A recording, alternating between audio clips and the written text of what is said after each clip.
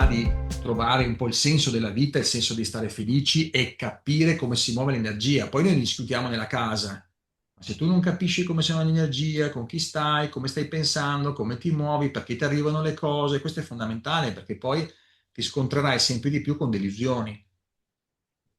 Con delusioni, quindi se apprendi invece uno strumento che è non offenderti mai a priori, cerca di comprendere cosa è successo di qualsiasi situazione, perché ci sei entrato, che insegnamento stai avendo di questo e il perché come dire, i vari personaggi dentro la tua scenografia hanno mosso un certo tipo di energie, perché dietro c'è sempre una scenografia.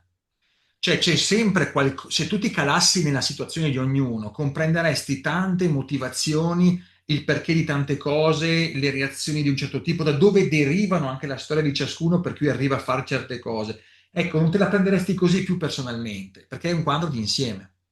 Mi raccomando, fatelo questo sforzo a un certo punto di iniziare a guardare il quadro d'insieme. Non è niente di personale qua, è che ognuno ha le sue cazze, sopravvive su questa terra, ha avuto i suoi passaggi dolorosi e difficoltosi, però il passaggio più importante è questo. Ma tu vuoi stare ancora nella parte del bambino, bambina che guarda queste figure genitoriali più o meno e dire no, perché tu, no, perché tu, no, o ti metti alla pari e dici come un adulto, ok, questo ho messo in moto io, questa è una tua situazione che hai messo e dall'alto capisco da tutto questo da dove è derivato, quindi non me la prendo con la persona, me la prendo con un modo, anche mio, me la prendo con qualcosa che non ha funzionato, ma che anch'io ci sono entrato perché dovevo imparare, va bellissimo, questo ti toglie qualsiasi discorso personale e fai un salto verso l'adulto.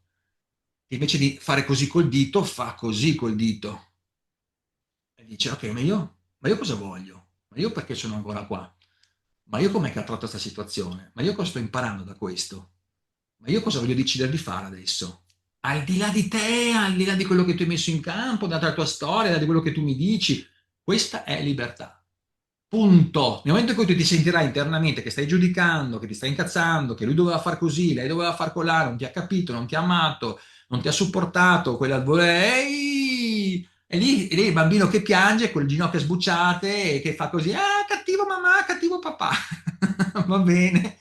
C'è chi ha 70 anni che continua ancora a dirlo, però ragazzi, ecco, voglio dirvi, veramente questo è il top. È il top del iniziare a vedere nella vita, sfregarsi le mani e dice, cazzo, bello però, dai, oggi cosa mi fai imparare ancora?